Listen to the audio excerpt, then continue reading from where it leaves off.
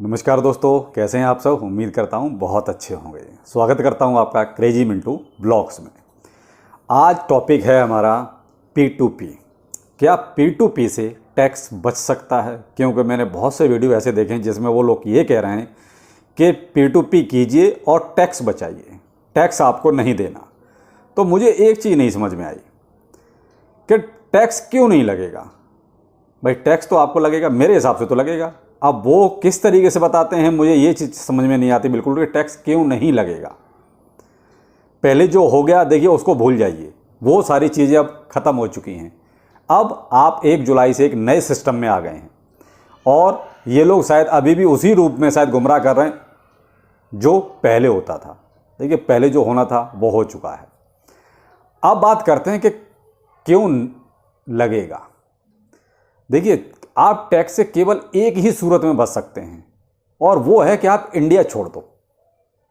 अब आप कह रहे हो साहब आप क्रिप्टो के चक्कर में देश छुड़वा रहे हो। तो भाई देखो, टैक्स अगर देना है तो इंडिया में रहना है, टैक्स आपको नहीं देना तो फिर आप इंडिया छोड़ के फ्लाइट पकड़ो और कहीं कोई दूसरा देश देख लो जहाँ पर टैक्स ना लगता हो। चलिए मैं बताता हूँ टैक्स क्यों लगेगा। देखिए आप अगर टैक्स नहीं देना है तो उसका एक तरीका है आपको टैक्स नहीं लगेगा, वो ये है कि आप 100% कैश टू कैश काम करो, यानी कि कहीं भी बैंकिंग सिस्टम का यूज आप ना करो, तब तो आप टैक्स से बच सकते हो। अब आप समझ गए होंगे बहुत क्लियर कट कि आप कैश ही, यानी कैश आपने दिया और कैश ही आपके हाथ में आया, बीच में कोई बैंकिंग सिस्टम बीच में नहीं आया, तो आप टैक्स से बच गए। आपसे कोई टैक्स नहीं लेने वाला। आपके कहीं भी लेन देन में अगर कोई भी बैंकिंग सिस्टम बीच में आएगा तो आप देखिए रडार पर होंगे, आपके ट्रांजैक्शन ट्रैक किए जा सकते हैं और कहीं आप लपेटे में आ गए तो फिर आपको कितना देना पड़ेगा वो बैंक वाले अपने आप समझा देंगे। ईडी वाले और इनकम टैक्स वाले वो अपने आप सब समझा देंगे कि अब आपको इतना और लेके आओ। तो अब दोनों चीज़ आप नहीं कर सकते। एक, क्रिप्टो में आप कैश टू कैश बिल्कुल नहीं कर सकते क्योंकि ऐसा कहीं कोई प्रोविजन ही नहीं है, ना ही कोई सिस्टम है। और दूसरा, देश आप छोड़ नहीं सकते। दोनों ही चीज़ नहीं हो सकती, तो फिर बेहतर है कि आप टैक्स दो, इंडिया में रहो और चैन की बंसी बजाओ, बस, और कोई चारा नहीं। अब टैक्स क्यों लगेगा मैं अब वो बताता हूँ। देखिए जितना मुझे पता है, जितना मैं समझ पा रहा हूँ, देखिए P2P में भी आपको टैक्स देना पड़ेगा। मैं बताता हूँ कैसे। देखिए P2P में क्या ये संभव है कि बंदा, आपने मान लीजिए कोई ट्रांजैक्शन किया, चाहे आपने सेल किया या परचेज किया, जो भी है, क्या P2P में एक्सचेंज कोई भी ऐसी फैसिलिटी प्रोवाइड कराता है कि बंदा आपके घर आए और कैश लेके जाए, ठीक है, या आपको वो बंदा पैसे घर पर ही दे के जाए? ऐसी फैसिलिटी नहीं है। आप P2P भी करेंगे तो भी कहीं ना कहीं आप अपने बैंक से ही, चाहे यूपीआई करें, चाहे आरटीजीएस करें या एनईएफटी करें, आप ट्रांसफ़र करेंगे। और जब आपको पैसा लेना होगा तब भी देखिए आप P2P में जो आपके वेंडर हैं वो आपके अकाउंट में ही पैसा भेजेंगे। आप ये कहोगे वो आपके घर आएगा देने, ऐसा नहीं है। जब ट्रांजैक्शन आपके बैंक में हो रही है तो आप कैसे बचेंगे? देखिए एक लिमिट तक हो सकता है। जैसे मान लीजिए आपने कोई एक आध ट्रांजैक्शन किया है तो कोई बात नहीं, चलता है, इतना तो आप एडजस्ट कर लेंगे कि भाई ठीक है, मैंने फलाने से पैसे लिए थे वो आ गए। लेकिन क्रिप्टो एक ऐसी चीज़ है जहां पर आप देखिए पर डे हो सकता है 10 ट्रांजैक्शन करें, हो सकता है 20 करें। तो इतनी ट्रांजैक्शन जब आपके अकाउंट में होंगी तो उसका सोर्स क्या बताएंगे आप कि इतना पैसा कहाँ से आ रहा है और कहाँ जा रहा है? क्या ऐसा कोई सोर्स होगा आपके पास? मेरे ख्याल से नहीं होगा। केवल एक बिजनेसमैन है, वो एक बार को थोड़ा बहुत एडजस्ट कर भी सकता है कि चलिए ठीक है जी, मेरी फलानी पार्टी से पैसा आया है, तो वो एडजस्ट कर भी लेगा। लेकिन सेविंग अकाउंट वाला तो बिल्कुल नहीं कर सकता। मान लीजिए आपके रोज के 10 ट्रांजैक्शन आपके बैंक में हो रहे हैं सेविंग अकाउंट में, आप कैसे शो करेंगे उसको? क्या दिखाएंगे कि ये 10 ट्रांजैक्शन कहाँ से आए, या आपने ये 10 ट्रांजैक्शन में जो पैसा दिया कहाँ दिया, किसको दिया? आप ट्रैक में आ जाएंगे और कहीं ना कहीं आप लपेटे में जरूर आएंगे। केवल जो करंट अकाउंट है आप वहां पर थोड़ा बहुत इसको मैनेज कर सकते हैं। क्यों?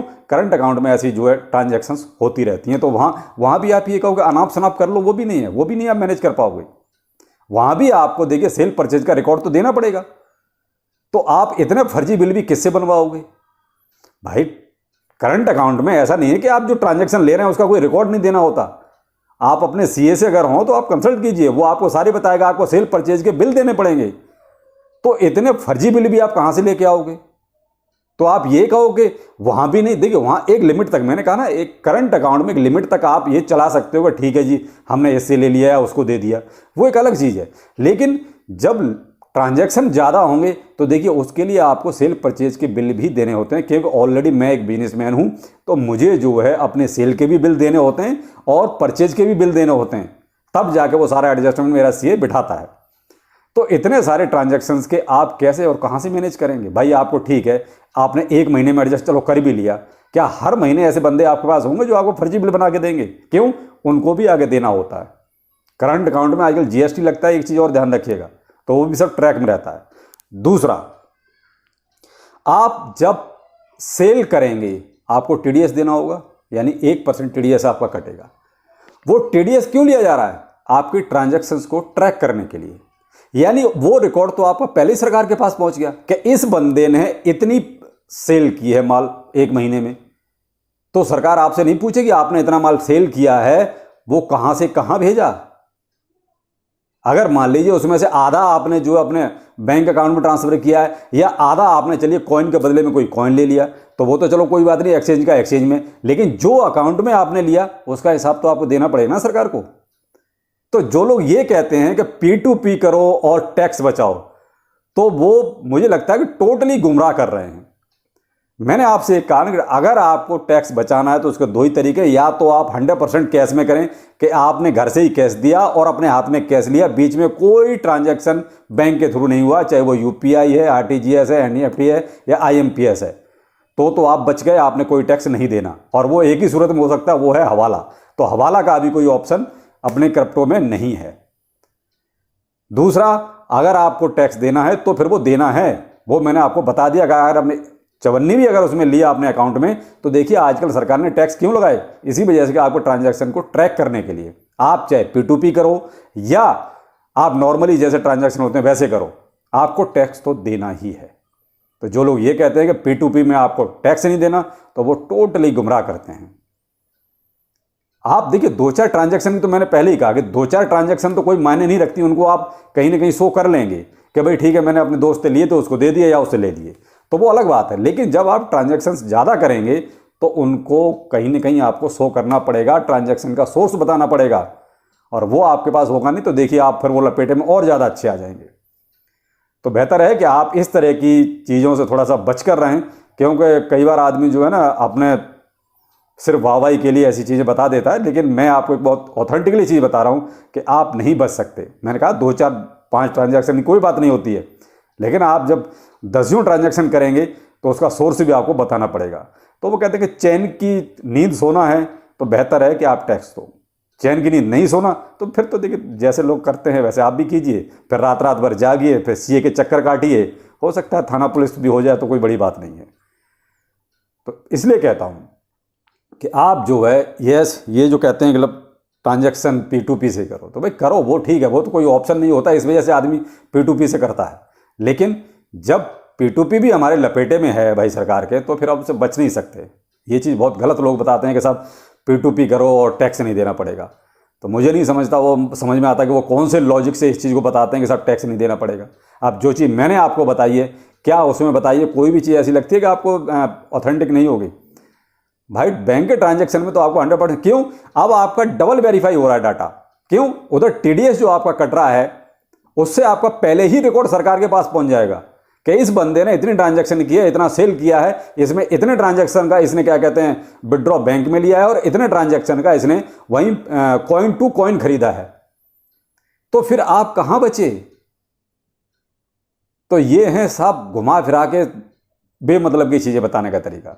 तो मैं हमेशा वही बात करता हूं कि जो है कम से कम ऐसी चीज़ें कीजिए जो आपके लिए परेशानी ना पैदा करें। आजकल फाइन बहुत तगड़ा हो गया है, पहले नहीं था लेकिन आजकल फाइन बहुत तगड़ा हो गया। दूसरा, अब आईटीआर जब फाइल करेंगे तो उसमें एक अलग से ही कॉलम क्रिप्टो के लिए बना दिया गया, क्रिप्टो प्लस आपका डिजिटल असेट्स। पहले ऐसा कुछ नहीं होता था, लेकिन अब क्रिप्टो के लिए एक उसमें अलग से एक कैटेगरी आएगी, तो उसमें आपको वो चीज़ें बतानी पड़ेंगी कि आपका एनईएफटी है या क्रिप्टो करेंसी क्या क्या है, वो सारी चीज़ें आपको डिस्क्लोज करनी पड़ेंगी। तो ये चीज़ें जब हो जाएंगी तो आप कैसे उस चीज़ को मैं कहेंगे सब टैक्स नहीं देना। पता नहीं भाई लोग कैसे कहते हैं, ये तो भाई अपने अपने सबके गुणा भाग हैं। तो मैं तो यही कहूँगा कि आपको अगर चैन से रहना है तो अब उन चीज़ों को, वो कहते हैं वो निकासियाँ जो थी वो सब बंद कर दी सरकार ने फिलहाल। तो आप चाहे वो कहते हैं चाहे आप डिसेंट्रलाइज एक्सचेंज का यूज करो, चाहे वॉलेट का करो, चाहे सेंट्रलाइज एक्सचेंज का करो, आप अगर बैंक में ट्रांजैक्शन करेंगे तो टैक्स देना पड़ेगा 100 की एक बात। ये आप लाइन खींच लीजिए, क्योंकि बैंक में ट्रांजैक्शन मतलब आप सरकार के रडार पर हैं। केवल वही मैंने आपको सूरत 2 बताई जिसमें टैक्स बचता है, या तो आप इंडिया छोड़ो या कैश टू कैश काम करो, और वो पॉसिबल नहीं है। तो इसलिए रडार पे आने से अच्छा है कि आप टैक्स ही दो इज्जत से, और इज्जत से ही रहो, वो ज़्यादा अच्छा है। वो कहते हैं आपके लिए सबसे बेटर रहेगा। या सरकार कोई छूट देती है आगे तो भाई वो एक अलग मैटर है, वो बात की बात है, सरकार क्या छूट देगी नहीं देगी। लेकिन अभी के जो प्रेजेंट हालात हैं उसके आधार पे तो यही है कि आपको टैक्स देना पड़ेगा। और ये जो बेकार की चीज़ें हैं कि साहब टैक्स यहाँ से बचा लो, ऐसे बचा लो, वैसे बचा लो, तो 2-4 ट्रांजैक्शन आप बचा सकते हो, वो तो नो प्रॉब्लम। लेकिन जब आपकी ट्रांजैक्शन ज़्यादा होंगी तो देखिए आपको कहीं ना कहीं रडार पे आना पड़ेगा।